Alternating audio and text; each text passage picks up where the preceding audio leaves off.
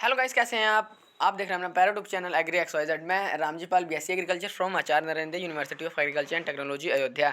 तो जैसा कि आप सबको पता है कि मैंने सीरीज शुरू की है, ये आज सीरीज नंबर 2 होने वाली है और मैंने सीरीज नंबर 1 कल करा दी थी। ठीक, तो कल वाली सीरीज में मात्र 30 क्वेश्चन थे, लेकिन आज मैं आपके लिए पूरे 50 क्वेश्चन लेकर आया हूँ। ठीक, अब आज से हम ऐसे ही क्वेश्चन करेंगे जिसमें कि ऑप्शन नहीं होंगे, क्योंकि वो ऑप्शन ढूंढने में थोड़ी दिक्कत होती है और टाइम भी कुछ ज़्यादा लगता है, इसलिए मैं आपके लिए इस प्रकार के क्वेश्चन को लेकर आऊँगा। आज हम 50 क्वेश्चन का डिस्कशन करेंगे। ठीक, तो वीडियो को ज़्यादा लंबा न करते वीडियो करते हैं स्टार्ट। वीडियो स्टार्ट करने से पहले अगर आपने हमारे इस पैरस चैनल को सब्सक्राइब नहीं किया तो चैनल को सब्सक्राइब अवश्य कर ले, क्योंकि मैं यूपी कैडेट से रिलेटेड सभी प्रकार के वीडियो इस चैनल पर अपलोड करता रहता हूँ। ठीक, चलो वीडियो को स्टार्ट करते हैं। तो जैसा कि आप सभी को दिख रहा है, पहला क्वेश्चन है धान का मुख्य खरपतवार क्या है। मतलब यहाँ पर आपको अगर दिख रहा होगा, लिखा है धान का मुख्य खरपतवार है तो कौन सा है, तो जंगली धान। क्या है?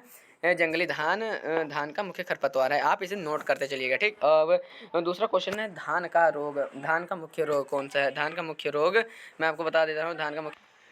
धान का मुख्य खरपतवार कौन सा है, तो यहाँ पर जैसा कि आप लोग साफ दिख रहा है, भूरा धब्बा रोग। मतलब कि धान का भूरा धब्बा रोग धान का प्रमुख रोग है। अब अगले क्वेश्चन की बात करते हैं, धान का मुख्य कीट कौन सा है, तो धान का मुख्य कीट है गंधी बग। इसे लेप्टोकोरिसा भी कहा जाता है और बेरिकॉर्निस भी कहा जाता है। ठीक, अब अगला प्रश्न की बात करते हैं, तो धान में सिल्वर सूट प्याज के पत्ती जैसा एक रोग होता है, मतलब कि रोग होता है, किसके कारण होता है? ठीक, तो वो किस कारण होता है? गालमीज कीट के कारण होता है। किस कारण होता है? गालमीज कीट के कारण होता है। आप इस सभी क्वेश्चन को आप नोट्स अवश्य करते चलिए। ठीक, अब अगर हम अगले प्रश्न की बात करते हैं, धान का मुख्य खरपतवार नाशी कौन सा है, तो धान का मुख्य खरपतवार नाशी है ब्यूटाक्लोर। ब्यूटाक्लोर का जो व्यापारिक नाम होता है वो होता है मचेटी। क्या होता है? मचेटी होता है। क्या होता है? मचेटी। ठीक, ये बहुत ही इंपॉर्टेंट क्वेश्चन है, धान से पूछा जाता है। और अब लिखा है अगला, धान में हलिंग होती है। धान में हलिंग कितने परसेंट होती है, तो वो 66% होती है। अगर इनका रेशियो पूछा जाए, हलिंग मतलब धान में रेशियो, हलिंग का रेशियो पूछा जाए कि कितने परसेंट कितना होता है, तो आप लिखिए 2:1 इस इतनी रेशियो में होती है। ठीक, इसमें हलिंग।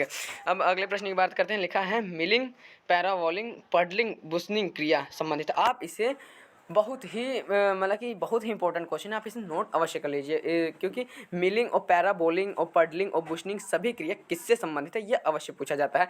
जितनी भी क्रियाएं हैं जो भी फसल संबंधित है, आप उसे याद कर लीजिए, या मैं उसका एक अलग से वीडियो बना दूंगा अगर आप मुझे कमेंट करेंगे। ठीक, तो यहाँ पर लिखा है मिलिंग पैराबोलिंग और पडलिंग बुशनिंग क्रिया किससे संबंधित है, तो ये क्रिया किससे संबंधित है? धान से संबंधित है। ठीक, यहाँ पर आप देख पा रहे होंगे धान से संबंधित है।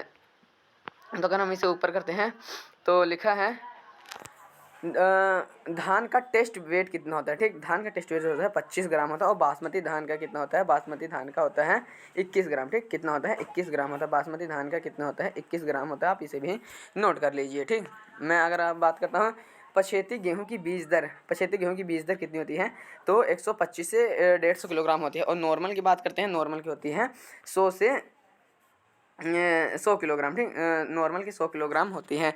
और अगले प्रश्न की बात करते हैं, गेहूं में सिंचाई की क्रांतिक अवस्था, ये तो आपको पता है, शिखर जब बनते समय, और अगर इसके दिन पूछे जाए तो बोने के 21 दिन बाद ये अवस्था आ जाती है। ठीक, तो आप इसे भी नोट कर लीजिए। और आगे लिखा है गेहूं में कौन सा प्रोटीन पाया जाता है।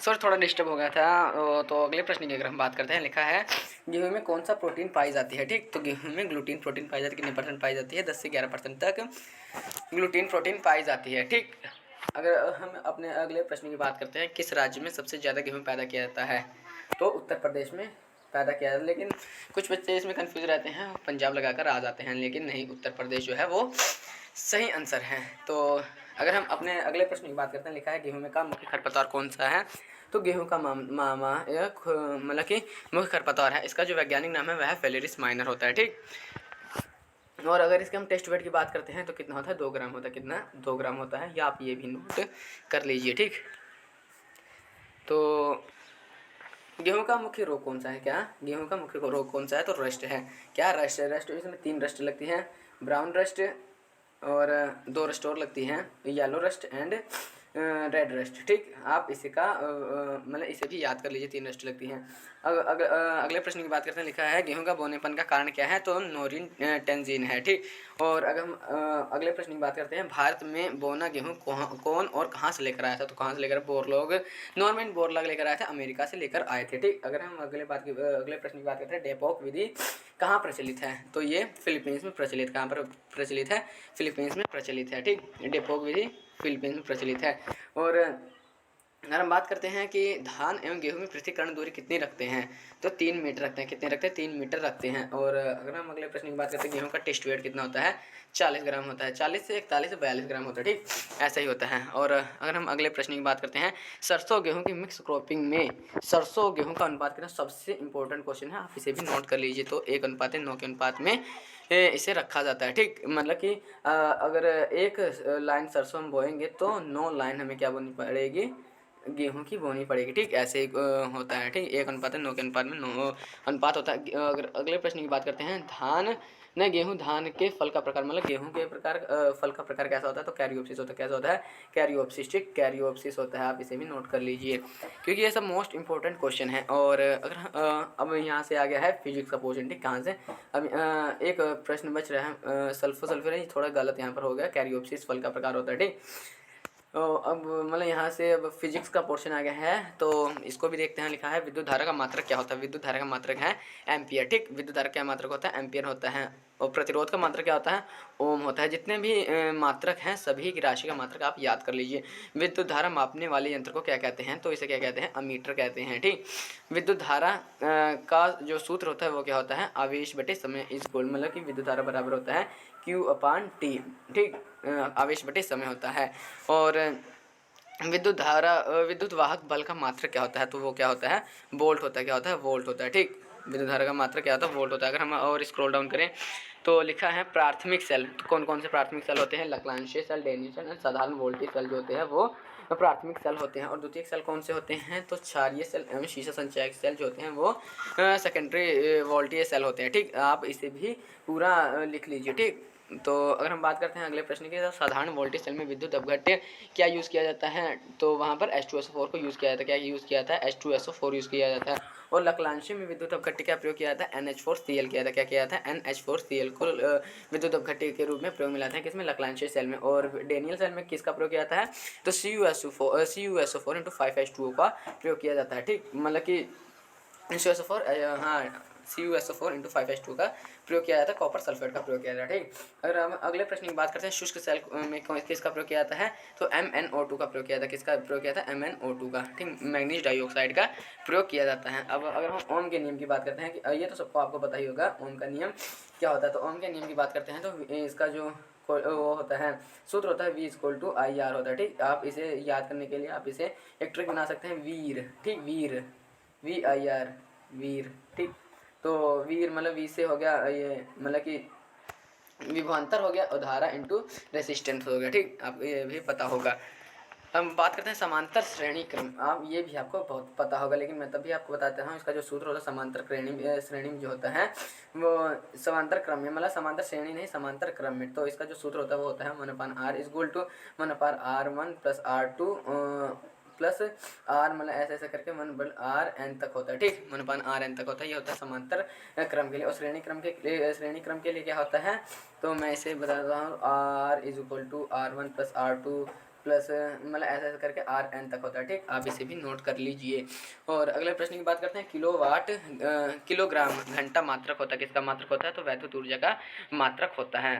विद्युत आवेश का मात्रक क्या होता है, कूलाम। विद्युत आवेश का क्या मात्रक होता है, कूलाम होता है। मीटर सेतु किस सिद्धांत प्रकार का, सबसे इंपॉर्टेंट क्वेश्चन है फिजिक्स का, तो ये होता है व्हीटस्टोन सेतु। ठीक, व्हीटस्टोन सेतु सिद्धांत पर काम करता है। और प्रतिरोध, विशिष्ट प्रतिरोध का सूत्र क्या होता है, तो विशिष्ट प्रतिरोध का सूत्र होता है K=RA×L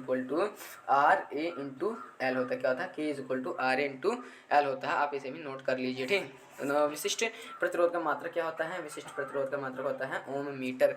ठीक, आप इसी सूत्र से पर रख के इसका जो है मात्रक निकाल सकते हैं आसानी से। अगर हम अगले की बात करते हैं कि विशिष्ट प्रतिरोध का मात्रा क्या होता है, अब ये हो गया। आदर्श एमीटर का प्रतिरोध कितना होता है, तो आदर्श एमीटर का प्रतिरोध 0 होता है। ये बहुत ही इंपॉर्टेंट है, इसमें बच्चे बहुत ही कंफ्यूज हो जाते हैं आप, लेकिन इसे नोट कर लीजिए, ठीक। आदर्श एमीटर का प्रतिरोध क्या होता है, 0 होता है। और ऊष्मा का एसआई मात्रक क्या है, तो जूल होता है। क्या होता है, जूल है। ऊष्मा का एसआई मात्रक जूल होता है। ऊष्मा का सीजीएस मात्रक कौन सा होता है, तो कैलोरी है, ठीक। आप मात्रक को सीजीएस पद्धति, एमकेएस पद्धति एसआई में आप बहुत ही अच्छी तरीके से याद कर लें, ठीक। 1 कैलोरी कितने के बराबर होता है, तो 1 कैलोरी जो होता है वो 4.186 जूल के बराबर होता है, लेकिन कहीं कहीं 4.2 भी लिखा रहता है, 4.2 जूल लिखा रहता है। लेकिन अगर आप इसे याद करते हैं अप्रोक्सीमेट, तो ये सही रहेगा, ठीक। और 1 किलो कैलोरी के कितने के बराबर होता है, तो यहाँ पर किलो जोड़ दीजिए तो बस 10 की घात 3 हो जाएगा, जूल हो जाएगा, ठीक। 4.2 इंटू 10 की पावर 3 जूल होती है, ठीक। और हम बात करते हैं विशिष्ट ऊष्मा की, तो इसका जो सूत्र होता है एम एस डेल्टा टी होता है। क्या होता है, एम एस डेल्टा टी होता है, ठीक। एम एस डेल्टा टी इसका सूत्र होता है। और जल की विशिष्ट ऊष्मा की बात करें, जल की विशिष्ट ऊष्मा कितनी होती है, तो जल की विशिष्ट ऊष्मा यहाँ पर थोड़ा सॉरी मतलब कि जल की विशिष्ट ऊष्मा कितनी होती है, तो वो होती है 1 होती है, ठीक। जल की विशिष्ट ऊष्मा क्या होती है, 1 होती है। थोड़ा यहाँ पर गलत टाइप हो गया, ठीक। जल की विशिष्ट ऊष्मा मैं अगर ऐसे बताता हूँ तो यहाँ पर थोड़ा गलत टाइप हो गया। जल की विशिष्ट ऊष्मा कितनी होती है, जल की विशिष्ट ऊष्मा 1 होती है, ठीक। 1 किलो कैलोरी, ये यहाँ पर गलत टाइप हो गया, ठीक। तो ये आज के हो गए पूरे 50 क्वेश्चन। अगर आपको इस पीडीएफ का लिंक चाहिए तो मैं आपको अपने डिस्क्रिप्शन में प्रोवाइड कर दूंगा, ठीक। तो आज के लिए बस इतना ही, अब मिलते हैं अगली नई वीडियो के साथ। जय हिंद, जय भारत। लेकिन आप चैनल को सब्सक्राइब अवश्य करें, ठीक। आज के लिए बस इतना ही।